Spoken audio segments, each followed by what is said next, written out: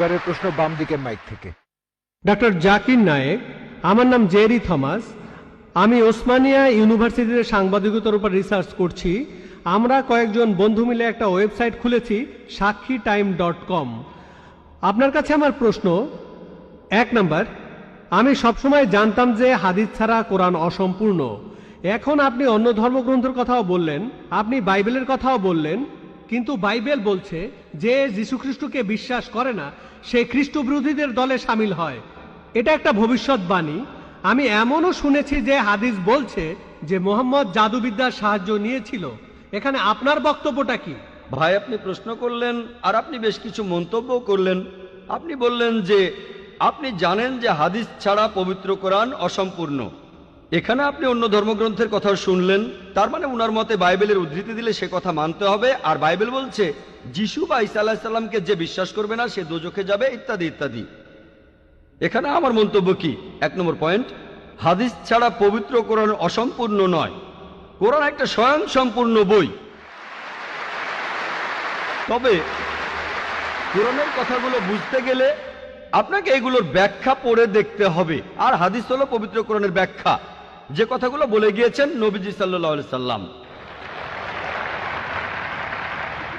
পবিত্র কোরআন একটা সম্পূর্ণ বই, আলহামদুলিল্লাহ স্বয়ং সম্পূর্ণ। তবে আপনি যদি সেগুলো আরো বিস্তারিতভাবে জানতে চান, তখন আপনি পড়বেন যে কথাগুলো বলে গিয়েছেন নবীজি মুহাম্মদ সাল্লাল্লাহু আলাইহি সাল্লাম। আমরা বলি সহিহ হাদিস। একটা কথা বলি, অন্যান্য ধর্মগ্রন্থের উদ্ধৃতি দিয়েছি, তার মানে এই না আমি মানি যে অন্যান্য ধর্মগ্রন্থ আল্লাহর বাণী। প্লিজ আমাকে ভুল বুঝবেন না। আমি এখানে কোরআনের কথা মতো কাজ করেছি। আল্লাহ পবিত্র কোরআনে বলেছেন, সূরা ইমরানের 64 নম্বর আয়াতে উল্লেখ করা হয়েছে, তাআলা ইলা কালিমাতিন সাওয়াইন বাইনানা ওয়া বাইনাকুম, এসো সেই কথায় যাহা আমাদের ও তোমাদের মধ্যে এক। আমি সাদৃশ্যের কথা বলছি। পবিত্র কোরআনের সূরা রাদের 38 নম্বর আয়াতে উল্লেখ করা হয়েছে, ওয়ালিকুল্লি কওমিন হাদ, প্রত্যেক যুগে আমি কিতাব নাজিল করেছি। আল্লাহ তাআলা অনেক কিতাব নাজিল করেছেন। পবিত্র কোরআনে 4টার নাম উল্লেখ করা হয়েছে, তাওরাত, জাবুর, ইনজিল এবং কোরআন। তাওরাত হলো সেই ওহী আসমানি কিতাব যেটা নাজিল হয়েছিল মুসা আলাইহিস সালামের উপর। জাবুর আরেকটা আসমানি কিতাব নাজিল হয়েছিল দাউদ আলাইহিস সালামের উপর।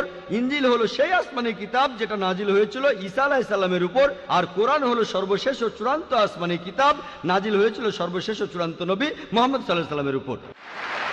এখন আগের সবগুলো আসমানি কিতাব এসেছিল নির্দিষ্ট সম্প্রদায়ের মানুষের জন্য, আর সেই কিতাবের নির্দেশগুলো ছিল একটা নির্দিষ্ট সময়ের জন্য। তাই আল্লাহ তাআলা চাননি যে এই কিতাবগুলো অবিকৃত অবস্থায় থাকুক। কিন্তু কোরআন হলো সর্বশেষ আসমানি কিতাব। আল্লাহ কোরআনে বলেছেন, সূরা হিজরের 9 নম্বর আয়াতে উল্লেখ করা হয়েছে, আমি কোরআন অবতীর্ণ করেছি আর আমি সংরক্ষণ করে রাখব। কোরআন হলো একমাত্র ধর্মীয় গ্রন্থ পুরো পৃথিবীর মধ্যে যেটা এখনো অবিকৃত অবস্থায় আছে। শুধু আমি বলছি না, ধর্মের উপরে বিভিন্ন বিশেষজ্ঞরা বলছেন। তাদের একজন উইলিয়াম মুর, তিনি ইসলামের বিরুদ্ধে তীব্র সমালোচনা করতেন। তিনি খ্রিস্টান ছিলেন। 200 বছর আগে তিনি বলেছিলেন, আর কোনো ধর্মীয় গ্রন্থ নেই, আর কোনো ধর্মীয় গ্রন্থ নেই যেটা এখনো অবিকৃত অবস্থায় আছে 1200 বছরের বেশি সময় ধরে। এখন বললো 1400 বছরেরও বেশি। এই কোরআনের মতো তিনি খ্রিস্টান ছিলেন, ইসলাম ধর্মের তীব্র সমালোচক ছিলেন। তিনি সত্যি কথাটা স্বীকার করেছেন, কোরআন অবিকৃত অবস্থায় আছে। কিন্তু অন্যান্য সব ধর্মগ্রন্থ সেগুলোর কথা বদলে গেছে, এমনকি বাইবেলও। আমি বাইবেলকে আল্লাহ তাআলার বাণী বলে মানি না। আমরা মুসলিমরা বিশ্বাস করি সেই ওহীতে যেটা দেওয়া হয়েছিল ঈসা আলাইহিস সালামকে, ইনজিল। কিন্তু এখন আমরা যে বাইবেলটা দেখি, এই বইটা একটা মিশ্রণ। এখানে আল্লাহর বাণী থাকতে পারে, কোরআনের সাথে মিললে আমিও আপত্তি না করে মেনে নেব এটা আল্লাহর বাণী। এছাড়াও নবীদের বলা কথা আছে, এখানে ঐতিহাসিকদের বলা কথাও আছে। দুঃখের সাথে জানাচ্ছি, বাইবেলে পর্নোগ্রাফিও আছে। আমি উদ্ধৃতি দিতে পারবো না, আমি পারবো না। বাইবেলে আছে অনেক পরস্পর বিরোধী কথা, বৈজ্ঞানিক ভুল, গাণিতিক ভুল, সেগুলোর কথা এখানে বলছি না। আমি বিতর্ক করেছিলাম ডক্টর উইলিয়াম ক্যাম্বেলের সাথে। তিনি ইসলামের বিরুদ্ধে একটা বই লিখেছিলেন, Quran and Bible in the light of history and science. বলেছিলেন কোরআনে 30টা বৈজ্ঞানিক ভুল আছে। আমি আমেরিকায় গিয়েছিলাম। আমেরিকায় আমরা বিতর্ক করেছিলাম 2000 সালের 1 এপ্রিল, আর টপিক ছিল Quran and Bible in the light of science. তার সব অভিযোগের উত্তর আমি দিয়েছিলাম। তারপর আমি যখন বাইবেলের 38টা ভুলের কথা বললাম, তিনি সেগুলোর উত্তর দিতে পারেননি। পবিত্র কোরআনের সূরা বাকারার 79 নম্বর আয়াতে উল্লেখ করা হয়েছে, فويل للذين يكتبون الكتاب بأيديهم ثم يقولون هذا من عند الله ليشتروا به ثمنا قليلا فويل لهم مما كتبت أيديهم ويل لهم مما يكسبون। দুর্ভোগ তাদের যারা নিজ হাতে কিতাব রচনা করে আর বলে এটা আল্লাহর ওহী। সমূল্য পাওয়ার জন্য তারা এই কথা বলে, যা লিখেছে সেজন্য শাস্তি তাদের, যা উপার্জন করেছে সেজন্য শাস্তি তাদের। তাই বর্তমানের বাইবেল, হয়তো জানেন এই বাইবেল শব্দটা এটা বাইবেলের মধ্যে কোথাও নেই। এটা এসেছে গ্রিক শব্দ বিবলস থেকে, অর্থাৎ অনেক বই মিলে একটা বই। আর বিশেষজ্ঞরা এখন বলেন এই বাইবেল লিখেছে অনেকজন লেখক, আমি বলছি না, খ্রিস্টান বিশেষজ্ঞরা। তাই বর্তমানের বাইবেলকে আমি আল্লাহর বাণী বলে মনে করি না। একইভাবে যদি জিজ্ঞেস করেন আমি বেদকে আল্লাহর বাণী বলে মনে করি কিনা, বৌদ্ধ ধর্মগ্রন্থগুলোকে আল্লাহর বাণী বলে মনে করি কিনা, পার্সি ধর্মগ্রন্থগুলোকে আল্লাহর বাণী বলে মানি কিনা, আমি এখন বলবো হতে পারে আল্লাহর বাণী, নাও হতে পারে আল্লাহর বাণী। আল্লাহ সুবহানাহু ওয়া তাআলা অনেক ওহী নাজিল করেছেন, অনেক কিতাব, কোরআনে 4টার নাম উল্লেখ আছে, তবে এছাড়াও আছে যেমন সুফে ইব্রাহিম, এরকম অনেক আছে। আমি এখানে বলবো হতে পারে হিন্দু ধর্মগ্রন্থ হতে পারে আল্লাহর বাণী, হতে পারে বৌদ্ধ ধর্মগ্রন্থ সেগুলো আল্লাহর বাণী, তারপর পার্সি ধর্মগ্রন্থ আল্লাহর বাণী হতে পারে, কিন্তু আসমানি কিতাব হলেও সেগুলো নির্দিষ্ট জাতি আর নির্দিষ্ট সময়ের জন্য। এখন আপনি মানবেন সর্বশেষ ও চূড়ান্ত কিতাব, সেটা হলো পবিত্র কোরআন। তাহলে প্রত্যেক মানুষই, হোক তার দেশ ইন্ডিয়ায়, আমেরিকাতে, কানাডায়, ইংল্যান্ডে, সিঙ্গাপুরে, সৌদি আরবে, প্রত্যেক মানুষই সর্বশেষ ও চূড়ান্ত ওহী মানবে, অর্থাৎ পবিত্র কোরআন আর সর্বশেষ নবী মুহাম্মদ সাল্লাল্লাহু আলাইহি সাল্লামকে মেনে চলবে। আমি বলছি না যে হিন্দু ধর্মগ্রন্থগুলো আল্লাহর বাণী, আর আল্লাহর বাণী হলেও সেটা নির্দিষ্ট সময়ে নির্দিষ্ট জাতির জন্য ছিল। হিন্দু বিশেষজ্ঞরাও বলেন তাদের ধর্মগ্রন্থ পরিবর্তন হয়েছে, বৌদ্ধ বিশেষজ্ঞরাও বলেন তাদের ধর্মগ্রন্থ পরিবর্তন করা হয়েছে। প্রত্যেক ধর্মের বিশেষজ্ঞরাই, শুধু ইসলাম বাদে সবাই বলে যে তাদের ধর্মগ্রন্থে পরবর্তীতে কথা বদলানো হয়েছে, পরিবর্তন করা হয়েছে। তবে আমি যদি এখানে তর্কের খাতিরে মেনেও নেই এটা আল্লাহ তাআলার বাণী, যদি এমনটা হয় আর সেই ধর্মের অনুসারীরা তারা মানে এটা আল্লাহ তাআলার বাণী, তাহলে সেই ধর্মগ্রন্থ তাদের অক্ষরে অক্ষরে মানা উচিত। বৌদ্ধরা যদি মানে তাদের ধর্মগ্রন্থ আল্লাহ তাআলার বাণী, হিন্দুরা যদি মানে তাদের ধর্মগ্রন্থ আল্লাহ তাআলার বাণী, খ্রিস্টানরা যদি মানে তাদের ধর্মগ্রন্থ আল্লাহ তাআলার বাণী, তাহলে আপনাদের ধর্মগ্রন্থেই বলা হয়েছে আপনাদের মেনে চলতে হবে সর্বশেষ নবীর কথা, মুহাম্মদ সাল্লাল্লাহু আলাইহি সাল্লামের কথা। আপনি তো মনে করেন এটা আল্লাহ তাআলার বাণী, আমি মনে করি হতেও পারে আবার নাও হতে পারে। আপনি মনে করেন সেটাই আল্লাহ তাআলার বাণী, তাহলে আপনি সেটার কথা মেনে চলেন। সর্বশেষ আর চূড়ান্ত নবীকেও আপনি বিশ্বাস করেন।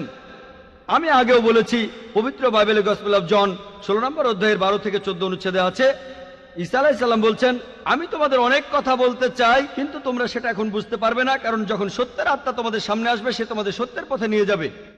সে তার নিজের কথা বলবে না, যা শুনবে সে কথাগুলোই বলবে। সে তোমাদের ভবিষ্যতের কথা বলবে, আমাকে মহিমান্বিত করবে। এ মানুষটা কে? মুহাম্মদ সাল্লাল্লাহু আলাইহি সাল্লাম। মুহাম্মদ সাল্লাল্লাহু আলাইহি সাল্লাম বাদে আর কোন নবী ঈসা আলাইহিস সালামকে কি মহিমান্বিত করেছেন? ঠিকই বলেছেন আপনি, যে ঈসা আলাইহিস সালামকে অস্বীকার করবে সে নরকে যাবে। আপনি বললেন এই কথা, আমি আপনার সঙ্গে একমত। সেই মুসলিম আসলে মুসলিম না যে ঈসা আলাইহিস সালামকে বিশ্বাস করে না। আমরা এখানে বলি আলাইহিস সালাম, আপনি শুধু বললেন যিশু।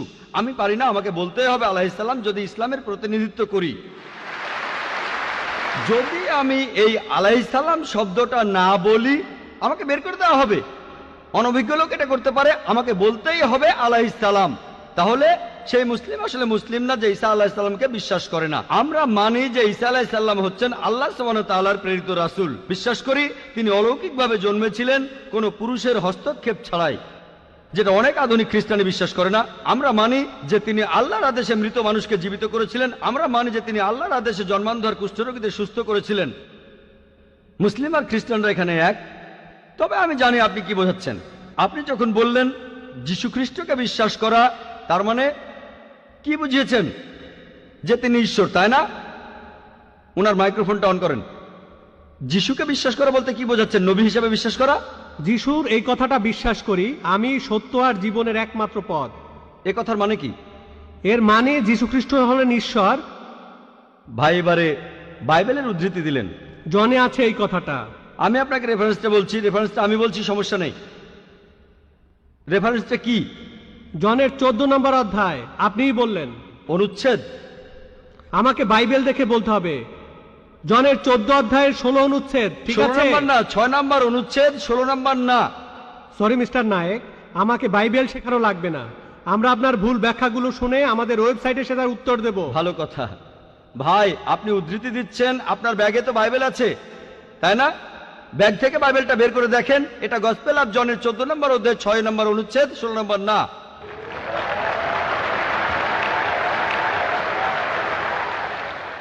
আর আপনি বললেন ঈসা মসীহ আলাইহিস সালাম তিনি বলেছেন যে তিনি ছিলেন ঈশ্বর। আপনার প্রশ্নতে পরে আসছি, প্রশ্নের উত্তরটা দেওয়ার আগে আমি একটা কথা বলে নিই। আমি বাইবেল পড়েছি, গোটা বাইবেলের মধ্যে পরিষ্কারভাবে বলা এমন একটা কথাও নেই যেখানে যিশু বা ঈসা আলাইহিস সালাম নিজে বলেছেন আমি ঈশ্বর আর আমার উপাসনা করো। যদি কোনো খ্রিস্টান আমাকে দেখাতে পারেন গোটা বাইবেলের মধ্যে পরিষ্কারভাবে বলা মাত্র একটি কথা যে ঈসা আলাইহিস সালাম নিজেই বলেছেন যে আমি ঈশ্বর আর আমার উপাসনা করো, তাহলে আমি ডক্টর জাকির নায়েক আজকেই খ্রিস্টান ধর্ম গ্রহণ করব। আমি অন্য মুসলিম ভাইদের পক্ষ থেকে এই কথা বলছি না, আমি আমার মাথাটা তরবারির তলে রাখছি। আমি বিভিন্ন ধর্মের উপর একজন ছাত্র। আপনি বাইবেল পড়েছেন আর আমিও পড়েছি বাইবেল। আপনি বললেন যে আপনাকে বাইবেল শেখানো লাগবে না। ঈসা আলাইহিস সালাম এই কথা নিজেই বলেছেন, সত্যকে খোঁজো, সত্যই তোমাকে মুক্ত করবে। ইনশাআল্লাহ আজকে আপনি সত্য দেখবেন আর ইনশাআল্লাহ সত্য আপনাকে মুক্ত করবে। আমি কথাটা আবার বলছি, গোটা বাইবেলে পরিষ্কারভাবে বলা এমন একটা কথাও নেই যেখানে যিশু বা ঈসা আলাইহিস সালাম নিজেই বলেছেন আমি ঈশ্বর আর আমার উপাসনা করো। আপনারা যদি বাইবেল পড়েন, ঈসা আলাইহিস সালাম তার নিজের মুখেই বলেছেন, এটা আছে গসপেল অফ জন 14 নম্বর অধ্যায়ের 28 অনুচ্ছেদে, বলেছেন আমার পিতা আমার চাইতে মহান। গসপেল অফ জন 10 নম্বর অধ্যায়ের 29 অনুচ্ছেদ, আমার পিতা সবার চাইতে মহান। গসপেল অফ ম্যাথিউ 12 নম্বর অধ্যায়ের 28 অনুচ্ছেদ, আমি ঈশ্বরের আত্মার সাহায্যে শয়তানকে তাড়িয়ে দেই। গসপেল অফ লুক 11 নম্বর অধ্যায়ের 20 অনুচ্ছেদ, আমি ঈশ্বরের আঙ্গুলের সাহায্যে শয়তানকে তাড়িয়ে দেই। গসপেল অফ জন 5 নম্বর অধ্যায়ের 30 অনুচ্ছেদ, আমি আমার নিজের থেকে কিছুই করতে পারি না, আমি এখানে বিচার করি আর আমার বিচার সঠিক, কারণ আমি আমার ইচ্ছায় কাজ করি না, আমার পিতার ইচ্ছায় কাজ করি। যদি কেউ বলে সে আল্লাহর ইচ্ছা মতো কাজ করে, সে একজন মুসলিম। ঈসা আলাইহিস সালাম একজন মুসলিম, তিনি নিজেকে ঈশ্বর বলেননি।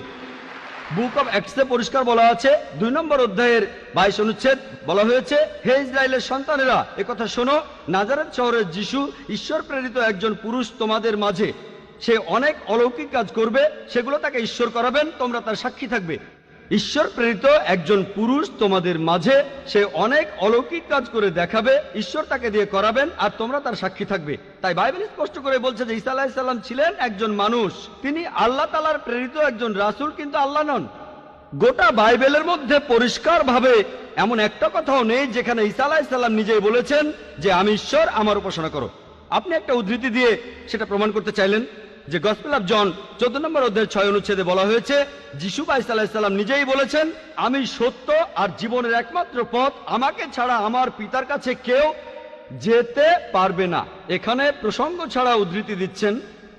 লোকজন পবিত্র কোরআনের আয়াত নিয়ে প্রসঙ্গ ছাড়া উদ্ধৃতি দেয় দুর্নাম করতে। একইভাবে খ্রিস্টান মিশনারিরা বাইবেলের প্রসঙ্গ ছাড়া উদ্ধৃতি দেয়। আপনাকে একটা সত্য কথা বলি, আপনার বাইবেলটা খোলেন, যদি সন্দেহ থাকে বাইবেলটা খোলেন, প্রসঙ্গ জানতে 1 নম্বর অনুচ্ছেদটা পড়েন। গসপেল অফ জন 14 নম্বর অধ্যায়ের 1 অনুচ্ছেদ বলছে যে তোমরা ভয় পাচ্ছ কেন?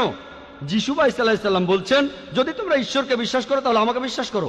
আমার পিতার রাজ্যে অনেক প্রাসাদ আছে, আমি সেখানে গিয়ে তোমাদের জন্য জায়গা তৈরি করব। আমি যখন যাব আমি তখন বলবো। শিষ্যরা বলল আপনি কোথায় যাবেন? তোমরা জানো না আমি কোথায় যাব? তারা বলল না। তখন শিষ্যরা বলল যে আমাদের পথ দেখান, আপনি যেখানে যাবেন। তখন যিশু ঈসা আলাইহিস সালাম বললেন আমি সত্য আর জীবনের একমাত্র পথ। শিষ্যরা তখন বলল ঈসা আলাইহিস সালামকে যে আমাদের সেই পথ দেখান। ঈসা আলাইহিস সালাম তখন বললেন আমি সত্য আর জীবনের একমাত্র পথ, আমাকে ছাড়া আমার পিতার কাছে কেউ যেতে পারবে না। আমরা মানি যে নবীগণ যখন এসেছিলেন প্রত্যেক নবী ছিলেন সত্য আর জীবনের দেখানো পথ, সেই নবীদের ছাড়া কোনো মানুষই আল্লাহর কাছে যেতে পারতো না। আর যীশু খ্রিস্টের সময়ে আমি বাইবেলের কথা মানছি, যিশু বা ঈসা আলাইহিস সালাম তিনিই ছিলেন সত্য আর জীবনের একমাত্র পথ। যীশু খ্রিস্টের শিক্ষা ছাড়া কোনো মানুষই তখন আল্লাহর কাছে যেতে পারতো না। মুসা নবীর সময়ে তিনি ছিলেন সত্য আর জীবনের পথ। মুসা আলাইহিস সালামের শিক্ষা ছাড়া কোনো মানুষই আল্লাহর কাছে যেতে পারতো না। এখন দেখেন ঈসা আলাইহিস সালাম নিজেই বলেছেন আমি তোমাদের অনেক কথা বলতে চাই। শিষ্যদের বলছেন, এটা আছে গসপেল অফ জন 16 নম্বর অধ্যায়ের 12 থেকে 14 অনুচ্ছেদে। আমি তোমাদের অনেক কথা বলতে চাই, কিন্তু তোমরা সেগুলো এখন বুঝবে না, কারণ যখন সেই সত্যের আত্মা আসবে সে তোমাদের সত্যের পথে নিয়ে যাবে। সে তার নিজের কথা বলবে না, যা শুনবে সে কথাই বলবে। সে তোমাদের ভবিষ্যতের কথা বলবে, আমাকে মহিমান্বিত করবে। আর এখন দেখবেন, ভালো করেই দেখবেন যে নবীজি মুহাম্মদ সাল্লাল্লাহু আলাইহি সাল্লাম তিনি সত্য আর জীবনের একমাত্র পথ। মুহাম্মদ সাল্লাল্লাহু আলাইহি সাল্লাম যা শিখিয়েছেন সেগুলো ছাড়া কেউ আল্লাহর কাছে যেতে পারবে না। আর মুহাম্মদ সাল্লাল্লাহু আলাইহি সাল্লাম ছিলেন সর্বশেষ আর চূড়ান্ত নবী।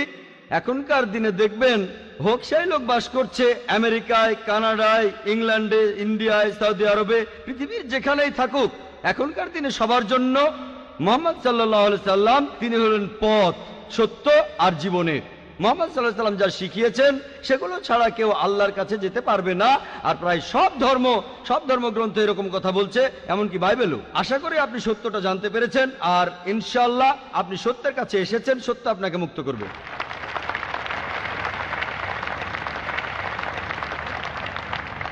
এবারের প্রশ্ন মহিলাদের মধ্য থেকে।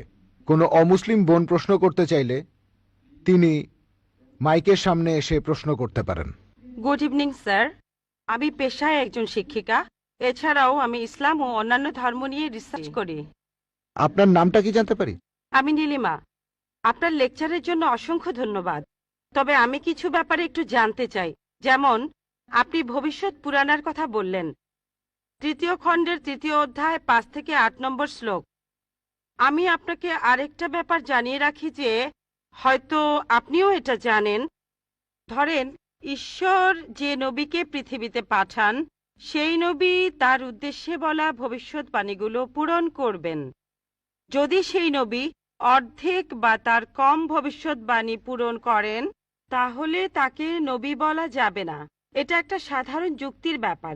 এবারে ভবিষ্য পুরাণার কথা বলি। আপনি সেই ম্লেচ্ছ নেতার কথা বললেন আর বললেন তিনি নবী মুহাম্মদ ছাড়া আর কেউ নন। আচ্ছা, আমি আপনার কথার প্রথম অংশটা মেনে নিচ্ছি, কিন্তু পরের অংশটা আপনি ব্যাখ্যা করে বলেননি। এখন আপনাকে বলি, ম্লেচ্ছ একটা সংস্কৃত শব্দ, আর সংস্কৃত ডিকশনারি অনুযায়ী ম্লেচ্ছ শব্দটার অর্থ অনার্য অথবা পাপী অথবা খারাপ লোক। ম্লেচ্ছ শব্দটার এই 3টা অর্থ হয়। তাহলে কি বলা যায় মুহাম্মদ ছিল পাপী অথবা খারাপ লোক? আরেকটা ব্যাপার হলো এই ভবিষ্যৎবাণীর দ্বিতীয় শর্তটা, সেটা হলো তিনি একটা মরুস্থলে জন্মাবেন। মরুস্থল এর অর্থ মৃতদের স্থান, কারণ মরু শব্দটা এসেছে সংস্কৃত মৃ থেকে, যার অর্থ মৃত্যু। তাই এখানে অবশ্যই আরবের মরুভূমির কথা বলা হচ্ছে না, কারণ সেটা ছিল অনুর্বর ভূমি আর যুদ্ধক্ষেত্র। এরপরে আমি 3 নম্বর পয়েন্টে আসছি। এই ভবিষ্যৎবাণীতে বলা হয়েছে যে এই ম্লেচ্ছ নেতা তিনি গোসল করেন পঞ্চগাভিয়া আর গঙ্গা নদীতে। আর এটা আমরা সবাই জানি যে গঙ্গা নদী, এই নদীটা আরবে নয়, গঙ্গা নদী রয়েছে ইন্ডিয়ায়। এটা পৃথিবীর সবাই জানে। এবার পঞ্চগাভিয়ায় গোসল করা সম্পর্কে বলি। পঞ্চগাভিয়া মানে গরু থেকে উৎপন্ন 5টা উপাদান। এই উপাদানগুলো হলো দুধ, দই, ঘি, প্রস্রাব, গোবর। এখন ভবিষ্যৎবাণীটাকে সত্যি হতে গেলে এই কথাটাও তাহলে সত্যি হতে হবে। আপনি কি আমাকে পবিত্র কোরআনের এমন কোনো আয়াত দেখাতে পারেন যেখানে বলা আছে যে মুহাম্মদ গোসল করেছিল গঙ্গার জলে বা সেই 5টা উপাদান দিয়ে, অর্থাৎ দুধ, দই, ঘি, প্রস্রাব আর গোবর? তাহলে আজকে ইসলাম গ্রহণ করব। Thank you sir. বোন, আপনি ঠিক বলেছেন যে ভবিষ্যৎবাণীর কথা বলা হচ্ছে, যদি তার অর্ধেকের বেশি পূরণ না হয় তাহলে ভবিষ্যৎবাণী ভুল। আমি একমত বোন, আপনার সঙ্গে একমত। আমি আপনার 3টি প্রশ্নের উত্তর দেব। দেখা যাক আজকে আপনি ইসলাম গ্রহণ করেন কিনা। এটাও হতে পারে আপনি আমার সঙ্গে একমত হবেন না। আমি যা বলবো, আমি একমত। ম্লেচ্ছ এই শব্দটা 3টি অর্থ আছে। ম্লেচ্ছ এর একটা অর্থ হলো অনার্য অর্থাৎ বিদেশি, আরেকটা অর্থ হচ্ছে পাপী, আরেকটা অর্থ হলো খারাপ লোক। আর দেখবেন ইন্ডিয়ায় হিন্দুরা সাধারণত মুসলিমদের বলে থাকে ম্লেচ্ছ। তারা যখন এভাবে বলে তারা আসলে বোঝায় পাপী আর খারাপ লোক, কিন্তু এর আরেকটা অর্থ হলো বিদেশি। যখন আমি লেকচারে কোনো ধর্মগ্রন্থ থেকে উদ্ধৃতি দেই সেখানে একটা শব্দের যদি অনেক অর্থ হয়, ব্যাপারটা এমন না ধরেন শব্দটার 4টা অর্থ আছে, তার মধ্যে 3টা অর্থ এখানে খাটে না, মাত্র একটা ঠিক হলেও অর্থ সঠিক হতে পারে। যেমন ধরেন কোরআন বলছে তোমরা শূকর খেও না। আজকে যদি ডিকশনারি খোলেন, এই শূকর শব্দটার একটা অর্থ হলো পুলিশ, অর্থাৎ পুলিশ অফিসার। তাহলে একটা অর্থ শূকর, আরেকটা অর্থ পুলিশ অফিসার। তবে কোরআন বাইবেল এটা বোঝায়নি। বাইবেলে বুক অব লেভিটিকাস 11 অধ্যায় 7 থেকে 8 অনুচ্ছেদে আছে, বুক অব ডিউটেরোনমি 14 অধ্যায়ের 8 অনুচ্ছেদে আছে, বুক অব আইজায়া 65 অধ্যায়ের 2 থেকে 5 অনুচ্ছেদে আছে, বলা হয়েছে তোমরা শূকর খেও না। কিন্তু পুলিশকে বোঝায়নি বাইবেল। যদি আপনি বিভিন্ন ধর্মের ছাত্রী হয়ে থাকেন, যদি 10টা অর্থ থাকে, সেখানে একটা অর্থও খাটে, দেখতে হবে সেটা সঠিক কিনা। 2টো সঠিক হতে পারে, 3টা সঠিক হতে পারে, সবগুলো সঠিক হতে পারে। কিন্তু যদি মাত্র একটা অর্থ সঠিক হয়, এতেও ভবিষ্যৎবাণীটা ফলে যেতে পারে।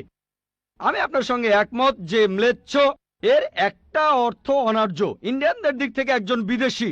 আর আমি আমার লেকচারে তখন বলেছিলাম ম্লেচ্ছ শব্দের অর্থ হচ্ছে বিদেশি।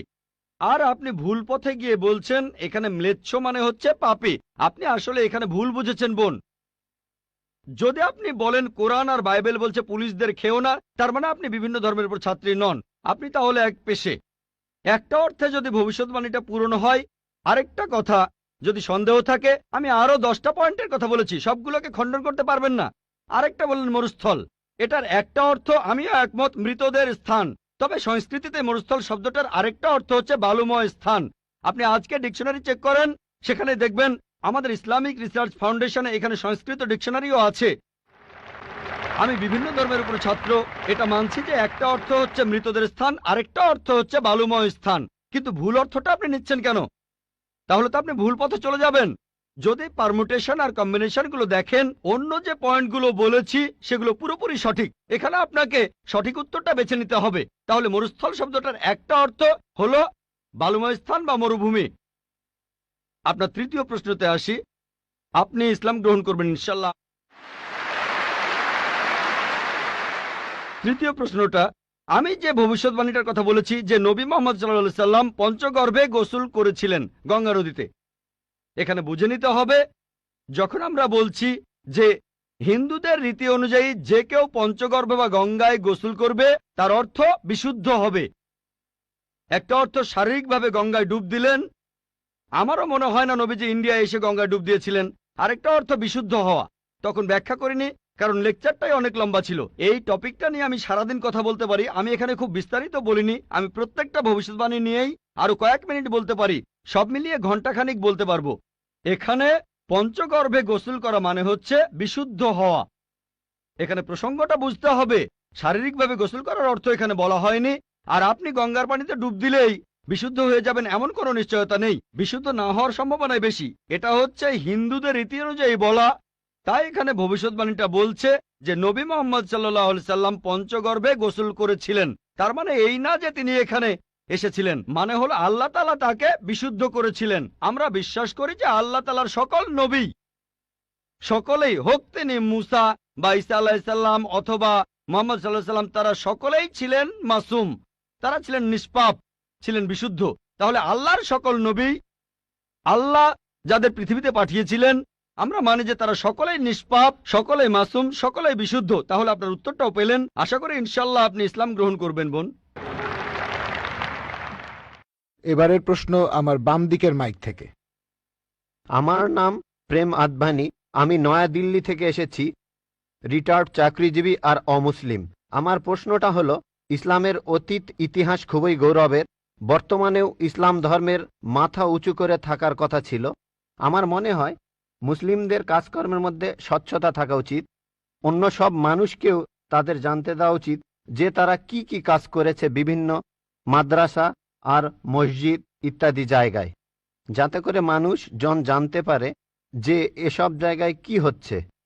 তখন ব্যাপারটা অনেক স্বচ্ছ হবে, কেউ তখন আর ভুল বুঝবে না।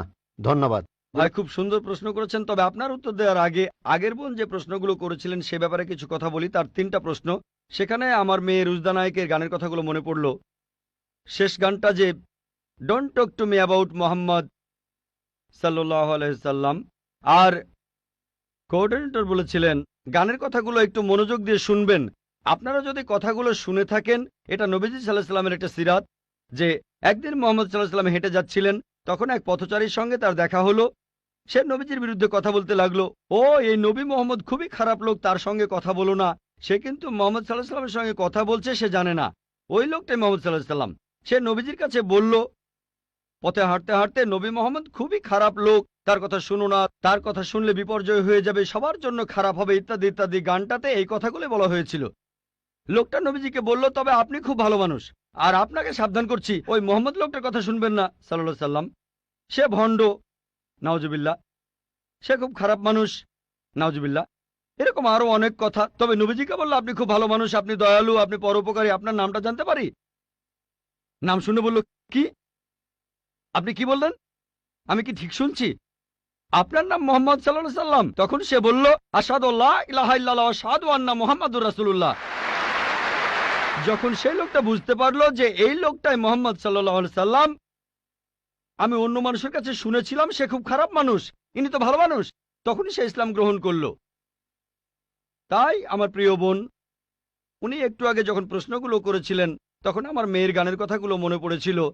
নবীজি সাল্লাল্লাহু আলাইহি সাল্লামের সেই সিরাতটা, যেখানে এক পথচারী নবীজির কাছে এই নবীজি সম্পর্কে বদনাম করছিল, তবে তখনই সত্যিটা জানার পর সেই লোক শাহাদা উচ্চারণ করেছিল। আশা করি ইনশাল্লাহ আমাদের বোনও শাহাদা দেবেন, আর আমি দোয়া করি আল্লাহ যেন তাকে হেদায়েত দান করেন। ভাই, আপনি খুব সুন্দর প্রশ্ন করেছেন। আর বললেন যে ইসলামের অতীত ইতিহাস খুবই গৌরবের। তারপর বলছেন স্বচ্ছতা থাকার প্রয়োজন আছে, বিশেষ করে মাদ্রাসাগুলোতে। কে আপত্তি করবে? আমি একমত ভাই, আমি সম্পূর্ণ একমত। কে বলছে যে স্বচ্ছতা থাকবে না? শুধু স্বচ্ছতাই নয়, আমি চাই অমুসলিম ছাত্রছাত্রীরা মাদ্রাসায় লেখাপড়া করুক। আমি এটাও জানি ভাই, আমি জানি আপনি এখানে মিডিয়ার কথাগুলো বলছেন, যে মিডিয়া বলছে যে মাদ্রাসাগুলো হলো সন্ত্রাসবাদের আখড়া। মিডিয়া বলছে, আপনি না, মিডিয়া। মাদ্রাসা আরবি শব্দটার অর্থ যেখানে শিক্ষা দেওয়া হয়, আরেকটা বিশ্ববিদ্যালয়ের মতো। স্কুল বলতে পারেন, কলেজ বলতে পারেন, ইউনিভার্সিটিও বলতে পারেন। তবে মিডিয়া মাদ্রাসাগুলোকে এমনভাবে তুলে ধরে, যদি কোনো মাদ্রাসায় যান আপনি সন্ত্রাসী হয়ে যাবেন। মিডিয়া বলে আপনি না। একটা প্রশ্ন করি, এই পৃথিবীর ইতিহাসে যে লোকটা সবচেয়ে বেশি মানুষ হত্যা করেছে সে হিটলার। সে পড়েছিল কোন মাদ্রাসায়? কোন মাদ্রাসা? হিটলার কোন মাদ্রাসার ছাত্র? তারপর দেখবেন যে মাফিয়া পৃথিবী জুড়ে চোরাচালান আর মাদক ব্যবসা করে। যদি একটা জরিপ করেন এইসব স্মাগলারদের, সেই সব লোকদের যারা জেলে যায়, যদি জরিপ করেন তাদের কতজন মাদ্রাসায় পড়েছে? কতজন? খুব কম থাকতে পারে, খুব কম। বেশিরভাগই ভার্সিটিতে পড়েছে। কোন ভার্সিটি? আধুনিক ভার্সিটি, স্কুল, কলেজ। তাহলে কি বলবেন স্কুল বন্ধ করে দাও? এটা কি বলবো যে আজ থেকে স্কুল কলেজ বন্ধ, বিএ পড়া বন্ধ, বিকম বন্ধ, বিএসসি বন্ধ? না, কারণ আমি তো স্কুলে পড়াশোনা করেছি। স্কুলে শেখানো হয় না যে ডাকাতি করবেন, চোরাচালানি করবেন, দেশের বিরুদ্ধে যুদ্ধ করবেন। এই লোকগুলো স্কুলে পড়াশোনা করেছে, কিন্তু তারা স্কুলগুলোর কুলাঙ্গার। আর হিটলারও হয়তো আধুনিক শিক্ষা পেয়েছিল, আমি নিশ্চিত তার স্কুল তাকে শেখায়নি যে তুমি 60 লক্ষ ইহুদিকে হত্যা করো। তাহলে বুঝতে পারছেন এরা কুলাঙ্গার। তবে সামগ্রিকভাবে দেখবেন যে এই দেশে প্রতি বছর হাজার হাজার ছাত্র মাদ্রাসা থেকে পাশ করে, নাদবা থেকে, দেওবন্দ থেকে হাজার হাজার ছাত্র। আপনি কি বলবেন এরা সবাই মানুষ মারছে? মোটেই তা নয়। মিডিয়া ব্যাপারটা এভাবে তুলে ধরছে। এখন দেখবেন সরকার মাদ্রাসাগুলোতে যাবে। গত বছর বা তার আগের বছর সরকার নাদবা মাদ্রাসায় গিয়েছিল। তারা মাদ্রাসায় গিয়ে একটা সার্চ ওয়ারেন্ট বের করলো, চেক করবে। কি চেক করবে? আর আলী মিয়া নাদভি রহমতুল্লাহ বললেন, ঠিক আছে আপনারা চেক করেন। তারা সেখানে কিছুই পায়নি। এখন হঠাৎ করে একদিন লাখে একবার, হাজারবারের মধ্যে একবার, কোটিবারের মধ্যে একবার হতে পারে সে মাদ্রাসা থেকে পাশ করার পরে কেউ বিপথে চলে গেছে। তার মানে এই না মাদ্রাসা সন্ত্রাস শেখায়। বরং দেখবেন যে সেই সব লোক যারা স্কুল থেকে পাশ করার পরে আধুনিক শিক্ষা ব্যবস্থায় কলেজে পড়ে, ইউনিভার্সিটিতে পড়ে, যেখান থেকে সার্টিফিকেট পায় বিএ, বিকম, ইঞ্জিনিয়ার, ডাক্তার, এরাই তুলনামূলকভাবে বেশি অন্যায় অপরাধ করে থাকে। আপনি যদি স্বচ্ছতার কথা বলেন, আমিও একমত। কোন মাদ্রাসায় এ কথা বলবে না যে আপনারা এখানে চেক করবেন না। আমাদের মাদ্রাসাগুলো উন্মুক্ত, আমাদের স্কুলে আমরা শেখাই, মাশাআল্লাহ, বিভিন্ন ধর্মের উপর শিক্ষা দেই। আমার ছাত্ররা আমার স্কুলের, তারা সাধারণ হিন্দুদের চাইতে হিন্দু ধর্ম সম্পর্কে বেশি জানে, খ্রিস্টান ধর্ম সম্পর্কে বেশি জানে সাধারণ খ্রিস্টানদের চাইতে, ইসলাম ধর্ম সম্পর্কে বেশি জানে সাধারণ মুসলিমদের চাইতে, কারণ এখানে সব ধর্মের উপর গুরুত্ব দেওয়া হয়। তাহলে ভাই আপনি যদি স্বচ্ছতার কথা বলেন, আমি একমত, আপনার সঙ্গে আছি। এ কথা আপনাকে কেউ বলবে না, আমাদের পরীক্ষা করতে পারবেন না। আসেন, তবে নিন্দা করবেন না, নেগেটিভ মেন্টালিটি নিয়ে আসবেন না, খোলা মনে আসেন।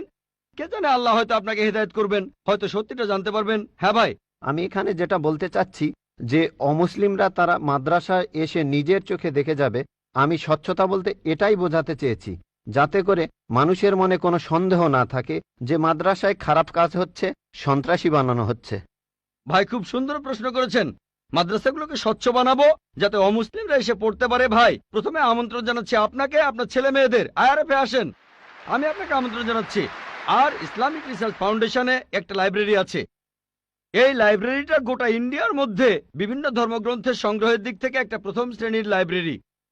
আমাদের লাইব্রেরিতে 200-রও বেশি আলাদা আলাদা বাইবেল আছে। বাইবেলের 50টা এডিশন আছে। শুধু ভগবদ গীতার অনুবাদে আছে 50টা।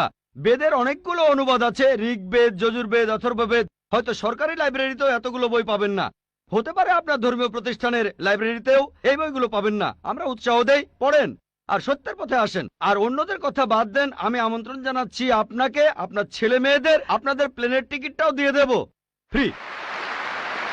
আইআরএফে আসেন, আপনাকে আমরা স্বাগত জানাবো। পড়েন, তাহলে সত্যটা জানতে পারবো একসাথে ইনশাল্লাহ। মাইক্রোফোনটা কি অন করবেন ভাই? আপনাকে অনেক ধন্যবাদ। আমার কথাগুলো আপনি খোলা মনে গ্রহণ করেছেন।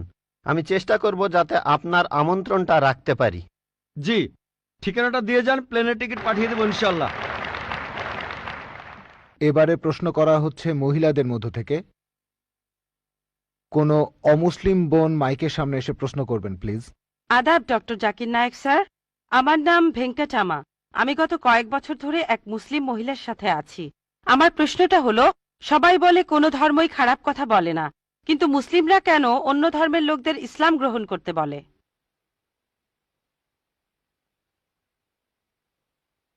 বোন, আপনি বললেন যে আপনি একটা মুসলিম পরিবারের সঙ্গে থাকেন অনেক বছর ধরে, তারপর বললেন যে সব ধর্মে ভালো সব কথা থাকে, কিন্তু মুসলিমরা আমাকে ইসলাম গ্রহণ করতে বলে কেন? পয়েন্ট নাম্বার 1, অন্য যেসব ধর্ম আছে সেগুলো যা বলে তার বেশিরভাগ কথাই ভালো, তবে ইসলাম ভালো কথা বলার পাশাপাশি আপনাকে দেখাবে কিভাবে সেটা অর্জন করতে হয়। আমি উদাহরণ দিয়েছি, সব ধর্মই বলে চুরি করো না, ইসলাম একই কথা বলে, তবে ইসলাম দেখিয়ে দেয় কিভাবে সেই অবস্থানে যাবেন যেখানে কেউ চুরি করে না। জাকাত দেন, সাহায্য করেন, এরপর কেউ চুরি করলে তার হাত কেটে ফেলেন, তাহলে চুরি করা বন্ধ হয়ে যাবে, কোনো অপরাধ থাকবে না। এজন্যই আমি বলেছিলাম যে ইসলাম ভালো কথা বলার পাশাপাশি আপনাকে দেখিয়ে দেবে কিভাবে সেটা অর্জন করতে হয়। 2 নম্বর পয়েন্ট, আমি বিভিন্ন ধর্মের একজন ছাত্র হিসেবে বলছি, যদি আপনি হিন্দু ধর্মগ্রন্থগুলো মেনে চলেন, মনে হয় আপনি হিন্দু, যদি হিন্দু ধর্মগ্রন্থগুলো মেনে চলেন, যদি একজন ভালো হিন্দু হন, আপনাদের ধর্মগ্রন্থই বলছে ঈশ্বর মাত্র একজন।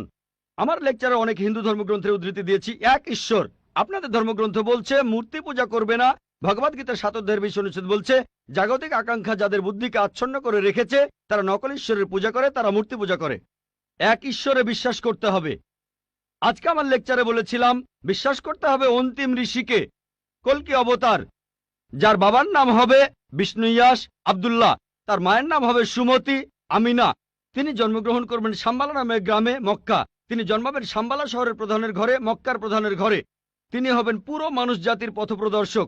তিনি আলোকপ্রাপ্ত হবেন রাতের বেলায় একটা গুহায়। তিনি উত্তর দিকে গিয়ে আবার ফিরে আসবেন। ঈশ্বর তাকে 8টা গুণ দেবেন। তিনি হবেন পৃথিবীর সব মানুষের পথপ্রদর্শক।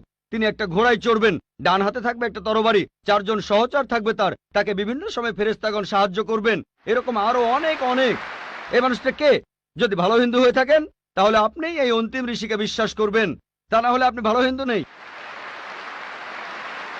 যদি ভালো হিন্দু হয়ে থাকেন তাহলে এক ঈশ্বরে বিশ্বাস করবেন, তাহলে আপনি মূর্তি পূজা করবেন না। নাতাস্তি প্রতিমা আস্তি, মহান ঈশ্বর, তার কোনো প্রতিমা নেই, তার কোনো প্রতিমূর্তি নেই, তার কোনো ছবি নেই, তার কোনো ফটোগ্রাফ নেই, তার কোনো ভাস্কর্য নেই। আর আমি বিতর্ক করেছি পণ্ডিতদের সাথে, হিন্দু পণ্ডিত, উনারা শঙ্করাচার্য অনেক, সেখানে আমি কথা বলেছি। কোন শঙ্করাচার্যই আমাকে বলেননি ভাই আপনি ভুল বলেছেন, কেউ না। একটা বিতর্ক করেছিলাম শ্রী শ্রী রবিশঙ্করের সাথে 21শে জানুয়ারিতে। তিনি ইন্ডিয়ায় হিন্দুদের মাঝে খুবই জনপ্রিয় গুরু, আর্ট অব লিভিং। আমি তাকে বলেছিলাম আর্ট অব লিভিং এর শ্রেষ্ঠ বই হলো এই পবিত্র কোরআন। আমি তাকে মুসলিমদের এই আর্ট অব লিভিং এ আমন্ত্রণ জানিয়েছিলাম। আমরা সংখ্যায় এখন 130 কোটি, 130 কোটি মুসলিম। আমি তাকে আমন্ত্রণ জানিয়েছিলাম যদি তিনি ধর্মগ্রন্থগুলো মানেন, তিনি বেদের উপরে একজন বিশেষজ্ঞ, তাকে এটা মানতেই হবে। একইভাবে বোন, আপনাকে বুঝতে হবে অন্য সব ধর্মগ্রন্থগুলো হয়তো আল্লাহর বাণী আপনি বলছেন, সময় বদলানোর সাথে সাথে সেগুলোও কিন্তু বদলে গেছে। স্বামী বিবেকানন্দ বলেছেন বেদের 99%ই হারিয়ে গেছে, বাকি যে 1% আছে সেটা আমাদের কঠোরভাবে মানতে হবে। কঠোরভাবে মানে অন্তিম ঋষিকেও মানতে হবে। তাহলে কঠোরভাবে মানলে আপনি মোহাম্মদ সাল্লাল্লাহু আলাইহি ওয়াসাল্লামকেও মানবেন, আপনি কোরআনকেও মানবেন। আর আমি আপনাকে এখানে আমন্ত্রণ জানাচ্ছি, এই শান্তির ধর্মে আমন্ত্রণ জানাচ্ছি, যাতে করে আপনি আল্লাহর কাছাকাছি আসতে পারেন। এবারের প্রশ্ন আমার বাম দিকের মাইক থেকে। ইসলাম ধর্মে পাপের সংজ্ঞাটা কি? পাপের প্রকারভেদগুলো কি? আর এই পাপের সাথে হিন্দু আর খ্রিস্টান ধর্মে যে পাপের কথা বলা হয়েছে তার পার্থক্য কি? ধন্যবাদ।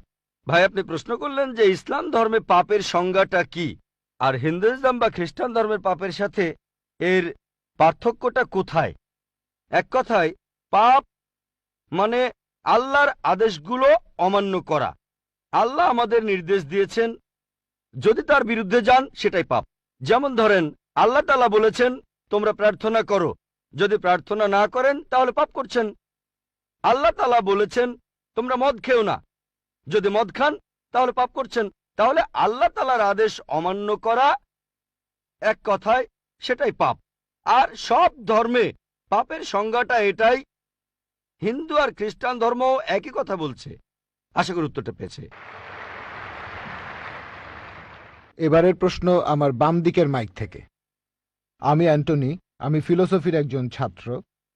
আপনার লেকচার থেকে আজকে যেটা শিখলাম যে সব ধর্মই বলে এমন সব কথা যেগুলো কমন, আর এমনকি মোহাম্মদও কমন, সব ধর্মেই আছে। কিন্তু পবিত্র কোরআনটা কোন দিক থেকে আলাদা? কোরআন এমন কি বলছে যেটা অন্য ধর্মে বলা নেই? যেমন ধরেন মোহাম্মদ, তার কথা সব ধর্মের বইতেই তো বলা হয়েছে। ভাই, খুব সুন্দর প্রশ্ন করেছেন। আপনি বললেন যেটা কমন সেটা মেনে চলতে। সব ধর্মগ্রন্থই বলে মুহাম্মদের কথা, আর কোরআনও বলছে মুহাম্মদের কথা। এখানে নতুন কি আছে? খুবই সুন্দর প্রশ্ন।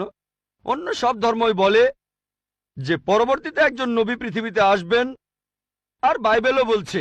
আপনি তো খ্রিস্টান, সম্ভবত আপনি পবিত্র বাইবেল পড়েছেন। গসপেল অফ জন 16 নম্বর অধ্যায়ের 12 নম্বর থেকে 14 অনুচ্ছেদে আছে, ঈসা আলাইহিস সালাম শিষ্যদের বলছেন আমি তোমাদের অনেক কথা বলতে চাই, কিন্তু তোমরা এখন সেটা বুঝতে পারবে না, কারণ যখন সত্যের আত্মা তোমাদের সামনে আসবে সে তোমাদের সত্যের পথে নিয়ে যাবে।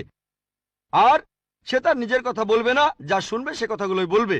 সে তোমাদের ভবিষ্যতের কথা বলবে, সে আমাকে মহিমান্বিত করবে। তার মানে সব ধর্মগ্রন্থ, হিন্দু, পার্সি, বৌদ্ধ, ইহুদি, খ্রিস্টান সবাই বলছে একজন নবী পৃথিবীতে আসবেন, একজন নবী আসবেন। কিন্তু কোরআন বলছে ইনিই সেই নবী যার উপর কোরআন নাজিল হয়েছে। সেই নবী চলে এসেছেন। যখন আপনি ক্লাস 1-এ পড়ছেন, আপনার স্কুলে সবার উপরে ক্লাস 10, তারপর ক্লাস 2-তে উঠলেন, তখনও লক্ষ্য ক্লাস 10, তারপর ক্লাস 3-তে উঠলেন, তখনও ক্লাস 10ই লক্ষ্য। এখানে শুধু স্কুলের কথা বলছি। Class 5, class 6, class 7, class 8, class 9, তারপর ক্লাস 10-এ উঠলেন, তারপর এসএসসি পরীক্ষা দেবেন, ঠিক? তার মানে এই না যে ক্লাস 1 আর ক্লাস 10-এর পড়াশোনা এক। আপনি ক্লাস 10-এর জন্য প্রস্তুতি নিচ্ছেন। প্রস্তুতি নেওয়া হয়েছে 1400 বছর আগে। আল্লাহ তাআলা এই নবীকে পাঠিয়েছেন। যীশু খ্রিস্ট বলেছেন আমি তোমাদের অনেক কথা বলতে চাই, কিন্তু তোমরা এখন তা বুঝতে পারবে না, কারণ যখন সত্যের আত্মা তোমাদের সামনে আসবে সে তোমাদের সত্যের পথে নিয়ে যাবে। তাহলে 1400 বছর আগে আল্লাহ তাআলা বুঝেছিলেন যে সেটাই সঠিক সময়। এখন পৃথিবীর মানুষ এই কথাগুলো বুঝতে পারবে, অর্থাৎ পবিত্র কোরআন। অন্যান্য সব ধর্মগ্রন্থে কথা বলা হয়েছে যে মহান ঈশ্বর একজন। বর্ণনাগুলো হয়তো আলাদা। সব ধর্মগ্রন্থই বলছে এক স্রষ্টার কথা। আমরা মানব নবীদের আর চূড়ান্ত নবী মুহাম্মদ সাল্লাল্লাহু আলাইহি ওয়াসাল্লামকে। সারমর্মটা হচ্ছে একই, বর্ণনাগুলো হয়তো আলাদা। আর পবিত্র কোরআনে সূরা মাইদা 3 নম্বর আয়াতে বলা হয়েছে আজ এই দিনে আমি তোমাদের দিন পূর্ণাঙ্গ করলাম, তোমাদের দিন মনোনীত করলাম ইসলাম, তোমাদের প্রতি আমার অনুগ্রহ সম্পূর্ণ করলাম পুরো মানুষ জাতির জন্য। পবিত্র কোরআন নাজিল হওয়ার পর নতুন কিছু যোগ করা যাবে না, কোনো কিছু বাদ দেওয়া যাবে না। আমি এই কথা আগেও বলেছি, আপনারা তো বলেন ওল্ড টেস্টামেন্ট আর নিউ টেস্টামেন্ট, পবিত্র কোরআন হলো লাস্ট টেস্টামেন্ট। তাহলে পার্থক্যটা হলো এই পবিত্র কোরআন হলো শেষ কিতাব, আল্লাহ তাআলার নাজিলকৃত লাস্ট টেস্টামেন্ট। আপনারা বলেন ওল্ড টেস্টামেন্ট আর নিউ টেস্টামেন্ট, পবিত্র কোরআন হলো লাস্ট টেস্টামেন্ট। অন্য সব ধর্মগ্রন্থ সেগুলো বলছে একটা বইয়ের কথা, পবিত্র কোরআন মুহাম্মদ সাল্লাল্লাহু আলাইহি সাল্লামের ক্ষেত্রে একই কথা। অন্য ধর্মগ্রন্থ বলে যে নবী মুহাম্মদ আসবেন। ইসলাম আমাদের শেখায় আল্লাহ নবীর কাছে যে কিতাব নাজিল করেছেন আর আমাদের নবীজির হাদিসের মাধ্যমে, এটাই হলো চূড়ান্ত ধর্ম পুরো মানুষ জাতির জন্য। আদম আলাইহিস সালাম থেকে প্রথম মানুষটা থেকে শেষ দিন পর্যন্ত এখনো আছে, শেষ পর্যন্ত থাকবে। অন্য সব ধর্মই বলছে এক ঈশ্বরের কথা, বলছে যে শেষ নবী আসবেন। আপনাকে এটা মানতে হবে, এটা মানতে হবে, প্রয়োগ করতে হবে, তাহলে সত্যিকারের খ্রিস্টান হতে পারবেন। সেজন্য আমি বলি, ইসলাম আর খ্রিস্টান ধর্মের সাদৃশ্যের উপর আমি একটা লেকচার দিয়েছিলাম, সেখানে প্রমাণ করেছি যে মুসলিমরা আমরা খ্রিস্টানদের চাইতে অনেক বেশি খ্রিস্টান। খেয়াল করে দেখবেন, আমরা যীশু খ্রিস্টকে সাধারণ খ্রিস্টানদের চাইতে অনেক বেশি মানি। আমার ভিডিও ক্যাসেট দেখতে পারেন, ইসলাম ও খ্রিস্টান ধর্মের সাদৃশ্য। এবারের প্রশ্ন আমার বাম দিকের মাইক থেকে। স্যার, আমার নাম এল রবিশঙ্কর শ্রীধর। আমি বর্তমানে বিইডি কলেজের প্রিন্সিপাল হিসেবে আছি। আমি অন্য ধর্মগ্রন্থগুলো পড়েছি, যেমন বাইবেল, কোরআন, হাদিস ইত্যাদি। এছাড়াও আমি মুসলমানদের নামাজ পড়ার নিয়মও শিখেছি। স্যার, একটা হাদিস বলা আছে, নবীজি সাল্লাল্লাহু আলাইহি সাল্লাম এক সিরিয়ানকে বলেছেন যে ধর্ম বদলানোর দরকার নেই, আর তুমি কালিমাও বলো না, তখন প্রয়োজন ছিল। তবে এখন দেখি যে পৃথিবী অনেক বদলে গেছে, আমাদের সামাজিক অবস্থান বদলেছে, এছাড়া আমাদের সমাজও বদলেছে। আর একটা ব্যাপার জানতে চাচ্ছি, এমন কি কোনো রকম ছাড় দেয়া আছে যদি কেউ ইসলাম পালন করতে চায়? আমরা জানি ইসলাম ধর্মের কিছু ব্যাপার ফিজিক্সের মাধ্যমে প্রমাণ করেছেন বিজ্ঞানী ক্যাপরা আর স্টিফেন হকিং, যেমন সময় আর বিশ্বজগৎ কিভাবে সৃষ্টি হলো। এখন আনাল হক, আমি খোদা, এই টাইপের ধারণার কোনো স্থান আছে? 5 ওয়াক্ত নামাজ পড়লাম, ধর্ম মানলাম, এরপর আমরা অন্য সময় কি বলতে পারি যে আনাল হক? এটা কি মানতে পারি? আর ভাই প্লিজ একবারে একটা প্রশ্ন করেন, হাতে সময় কম, এই প্রশ্নটার উত্তর দেই। প্রশ্ন করার জন্য অনেকে দাঁড়িয়ে আছেন। ভাই, আপনি প্রশ্ন করলেন যে তিনি একটা হাদিস জানেন যেখানে নবীজি এক সিরিয়ানকে তার ধর্ম বদলাতে বারণ করলেন। বলেন। যে তুমি বলবে না লা ইলাহা ইল্লাল্লাহ, বাজারের মধ্যে তাকে মারা হতো। ভাই, আপনি বললেন যে নবীজি এক লোককে বাজারের মধ্যে লা ইলাহা ইল্লাল্লাহ বলতে বারণ করেছেন, না হলে তাকে মারা হতো। আমি জানি না আপনি কোন হাদিসের কথা বলছেন। একটা হাদিস বলছে জোরে আল্লাহু আকবার বলো না, লা ইলাহা ইল্লাল্লাহ না। এটা বলা হয়েছিল কারণ যুদ্ধের সময় তারা লুকিয়ে আছে আর শত্রু আসছে, তখন জোরে আল্লাহু আকবার বলো না, কারণ তাহলে শত্রুরা টের পেয়ে যাবে। বাজারের মধ্যে না, যুদ্ধের ময়দানে। আরেকটা হাদিস বলছে জোরে বলো যাতে অন্যান্য মুসলিমরা উৎসাহিত হয়, তাই পরিস্থিতির উপর নির্ভর করে। নবীজি একবার বলেছেন যুদ্ধের ময়দানে বলো আল্লাহু আকবার, এতে মুসলিমদের সাহস বাড়বে। কিন্তু অন্য সময়ে যখন লুকিয়ে আছেন তখন জোরে বললে শত্রুরা টের পাবে। তাই এক এক পরিস্থিতিতে এক এক রকম কাজ। আপনার প্রশ্নে আসি, ইসলামের পাশাপাশি অন্যান্য জিনিস মানা যাবে কিনা, যেমন সক্রেটিস বা অন্য কারো কথা বা কোনো বিজ্ঞানীর কথা। এছাড়াও আনাল হক, ইসলামের পাশাপাশি অন্য বিষয়ের ব্যাপারে বলি, যদি সেগুলো কোরআন আর হাদিসের বিরুদ্ধে না যায় কোনো সমস্যা নেই। যদি সেটা কোরআন আর হাদিসের সাথে মিলে যায় সেটা আমাদের মানতে হবে। সেটা হতে পারে যে কোনো বিষয়, হোক বিজ্ঞান, ভূগোল বা ইতিহাস, হোক হিন্দু, ইসলাম, খ্রিস্টান ধর্ম, ইহুদি ধর্ম। যদি সেটা পবিত্র কোরআনে উল্লেখ করা থাকে তাহলে সেটা আমাদের মানা ফরজ। যদি সেই কথাটার উল্লেখ কোরআনে না থাকে আর কোরআনের বিরুদ্ধে না যায় সেটা মানতে পারেন, মুবাহ, ঐচ্ছিক। কিন্তু যদি সেই কথাটা কোরআনের বিরুদ্ধে যায় সেটা হারাম, সেটা নিষিদ্ধ। এই তিনটা হতে পারে, তিনটা ফলাফল পাবেন। আপনি বললেন যে ইসলাম তাওহীদে বিশ্বাস করে, 5 ওয়াক্ত নামাজ। ইসলাম আনাল হকে বিশ্বাস করে কিনা। আনাল হক নিজেকে আল্লাহ দাবি করা এটা শিরক, এটা তৌহিদের বিরুদ্ধে যায়।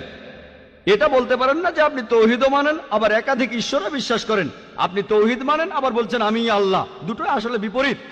যদি কেউ এমনটা বিশ্বাস করে যে সে আল্লাহর একটা অংশ, সে তৌহিদ মানতে পারে না, সে মুসলিম নয়।